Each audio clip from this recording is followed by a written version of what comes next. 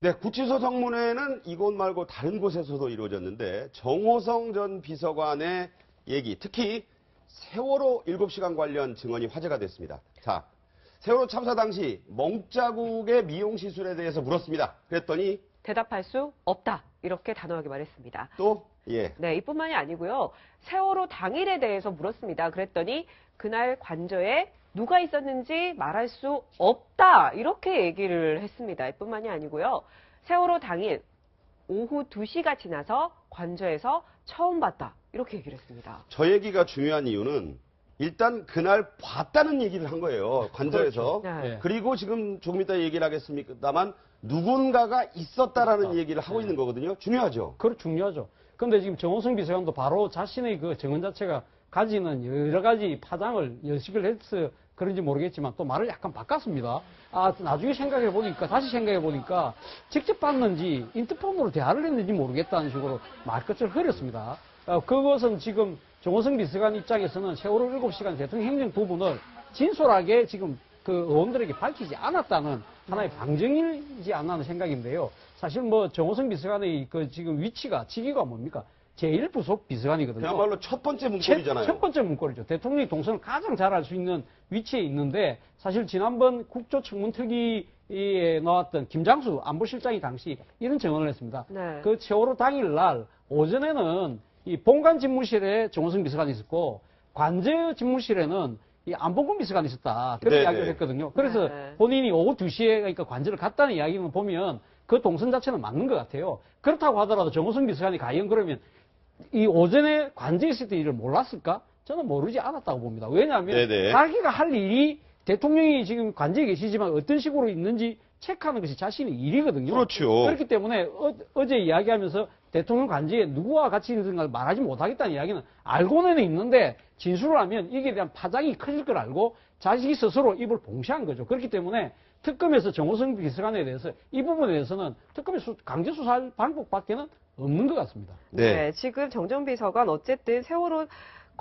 당일에 관저에 누가 있었는지 말할 수 없다라고 하면서 대통령 사생활이기 때문에 말 못한다 이렇게 얘기를 했습니다. 김기춘 전 비서실장 얘기랑 좀 일맥상통하는 거 아닙니까? 맞습니다. 그래서 지금 현재 핵심 쟁점이 되는 게 대통령이 도대체 7시간 동안 무엇을 했는가인데 오전에 대통령이 무엇을 했는지 얘기하지 않고 2시에는 인터폰이든 아니면 본인이 직접 올라가서든 간에 2시에는 그 얼굴을 직접 봤다라는 거거든요. 그러면 그 정호성 비서관의 얘기가 오전에 무엇을 했는지 얘기해주지 않은 실마리에 대해서 네. 바로 누군가 있었다라고 하는 암시. 또 하나는 사생활이라서 말할 수 없다. 즉 시술이라든가 어떤 치료가 조치가 있지 않았나. 바로 오전 시간에 누군가 대통령에게 어떤 조치를 했다라는 것을 합리적으로 추론해 볼 수 있는 대목은 암시를 한다고 보는 거예요. 예. 그래서 제가 볼 때는 정호성 비서관이 의원들 앞에서 저런 얘기 하지 못할지 몰라도 특검 조사에서는 이 부분만큼은 세월호 7시간에 대해서 정확하게 무엇을 했는지에 대해서 밝히는 것이 국민들이 세월호가 관련된 시점에 대통령의 역할과 의무에 대해서 너무나 많은 큰 의혹을 갖고 있기 때문에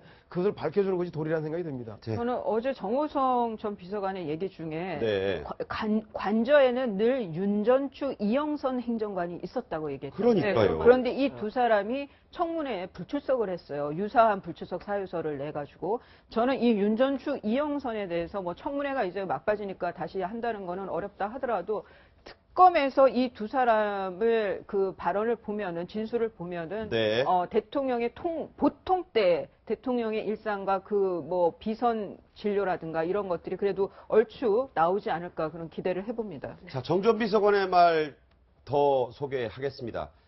이 가장 중요했던 초창기의 사건이잖아요. 대통령 말씀 자료 등 2015년까지 그러니까 지난해까지도 최순실에게 인편으로 자기가 갖고 갔다 이런 얘기입니다. 아니면 누군가를 시켜서 문건 전달했다. 또 최 씨가 의견을 말하고 밑줄을 치면서 수정했다. 다 이게 확인을 지금 해준 거죠. 그렇죠. 애초에 대통령이 1차 국민 담화에서 비서진이 꾸려지기 전까지 도움을 받았다고 하는 건데 뭐 여러 차례 이미 특검 조사라든가 검찰 조사 그리고 언론 취재를 통해서 저것이 사실이 아닌 것이 드러났었는데 저희 정호성 비서관의 이부를 통해서 2015년까지 실제로 대통령 연설문을 최순실 씨가 수정해 줬다라는 거고 그게 대통령이 담화에서 말한 내용을 뒤집는 거예요. 그렇습니다. 물론 뭐 이것이 검찰 조사라든가 언론의 취재를 통해서는 여러 차례 밝혀졌는데 정호성 비서관이 자신의 입으로 이것을 얘기한 것은 처음이기 때문에 저 문제 또한 향후에 탄핵 국면에서도 중요한 그 진술의 핵심적 요인이 될 것 같은 생각이 듭니다. 어쨌든 조금이지만 전달했다. 저 시점이 제일 중요한 거 아닙니까?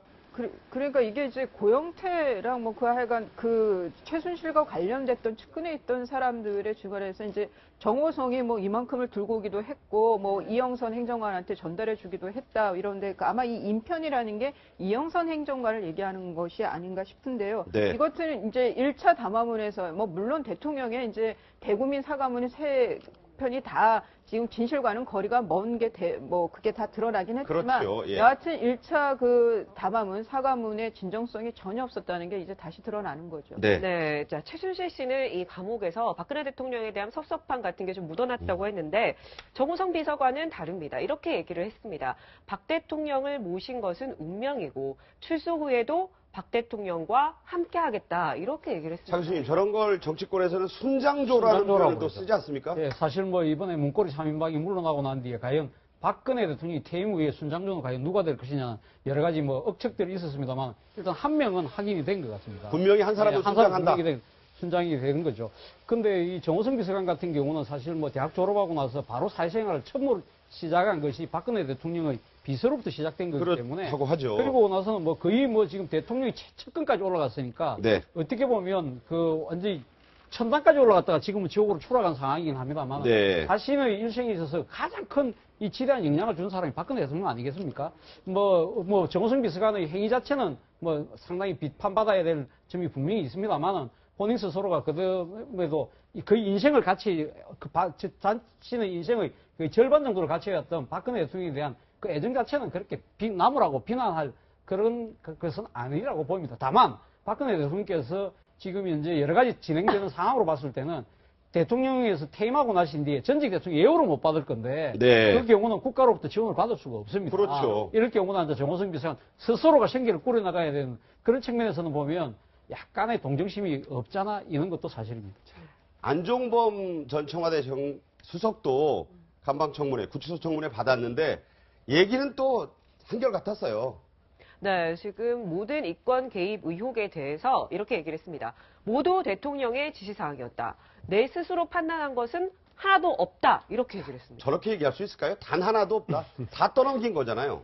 떠넘기긴 하는데 저는 저게 진실일 것 같아요. 그러니까 안종범 수석은 그냥 뭐 거기 이렇게 지시하면 거기에 대해서 판단 없이 그대로 이행한 거 그게 지금 안종범 수석의 죄거든요. 네, 판단을 했어야죠. 이러면은 안 된다라는 판단을 했어야 되는데 전혀 그런 거 없이 지시사항 그대로 아무 생각 없이 이행한 거. 그게 본인은 그게 그 면책이라고 생각하는지는 몰라도 바로 그게 그 직권남용과 직무유기의 죄책인 거고요. 다만 이제 정호성 비서관하고 좀 차이가 있다라고 하면 정호성 비서관은 좀 그런 입장인 것 같아요. 이제 드러난 거에 대해서는 인정합시다. 인정할 건 인정하고 거기에 맞춘 처벌을 받자. 그 후에는 그냥 자연인으로 돌아가서 살자라는 게 그러니까 대통령에 대한 고언이라고 하면 그거는 정호성 측인 것 같고 아마 김기춘 실장이나 뭐 이런 우병우 전 수석 같은 경우에는 좀 그 강경파 쪽에 속하는 것 특히 김기춘 실장이건 강경파. 네. 이거는 뭐 콘크리트 지지층이 있으니 거기에 힘을 입으면 엎을 수도 있다.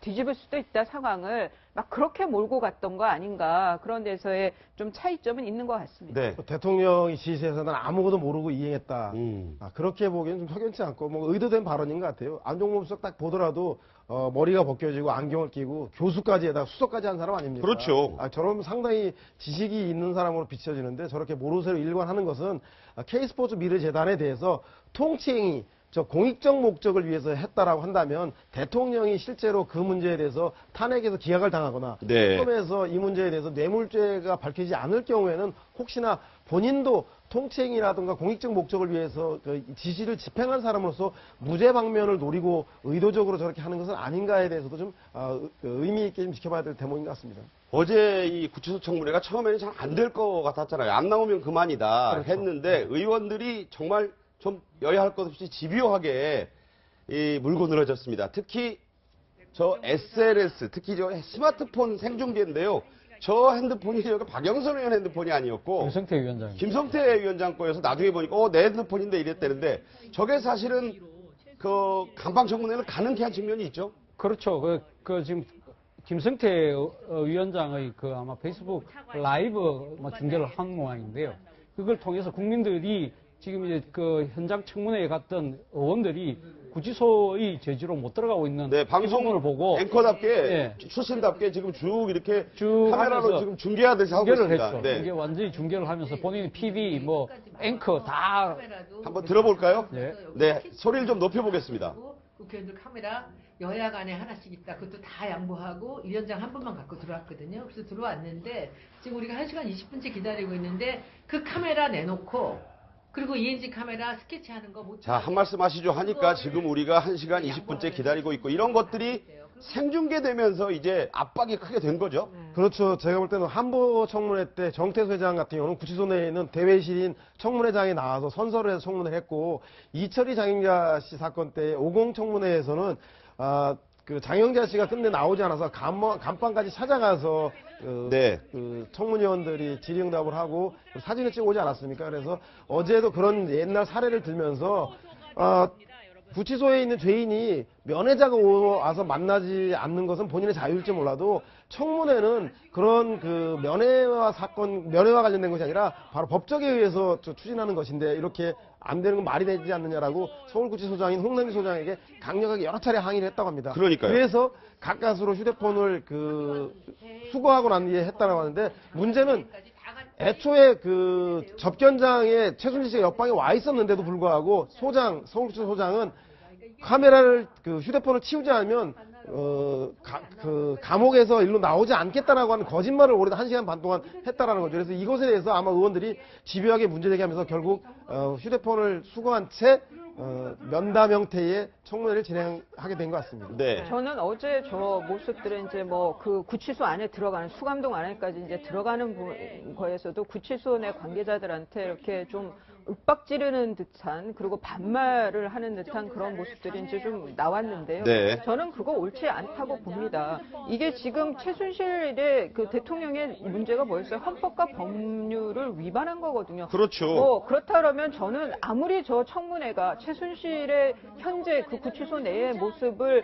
국민들에게 보여주겠다라는 그 열망과 그런 의지는 저는 그런 순수한 의도에 대해서까지 폄하하는 건 아닌데 네. 그렇다 하더라도 절차도 저는 중요하다고 봅니다. 네. 구치소 내에서는 카메라를 들고 들어갈 수가 없어요. 그렇다 그러면 저는 그런 거는 받아들이고 비공개로 진짜 사진 같은 거 그러면 안 찍겠다. 그리고 최순실 만나서 얘기 듣겠다. 그런 선에서 할 수도 있는 걸 굳이 저렇게 그 열의가 과했다라고 좋게 해석할 수도 있지만 한편으로는 저는 또 다른 국회의 갑질이었다는 생각도 네, 듭니다. 그 중요한 의견이십니다. 네, 저희가 좀 전에도 이 부분에 대해서 전해드렸지만 실제로 의원들이 느낀 것은 이 최순실 씨와 박근혜 대통령의 감정이 뭔가 어긋나는 것 같았다라는 네. 증언을 직접적으로 하고 있습니다. 제가 한번 소개해드리면 하태경 의원, 박 대통령에 대한 감정이, 그러니까 최순실이 하는 감정 얘기입니다. 예전과 다르다고 느꼈다. 대통령에게 서운한 감정이 있는 듯 보였다. 또 장제원 의원 이렇게 얘기했습니다. 현재 박 대통령에 대해 좋지 않게 생각하는 것으로 보였다. 자, 그런 느낌이 있었다.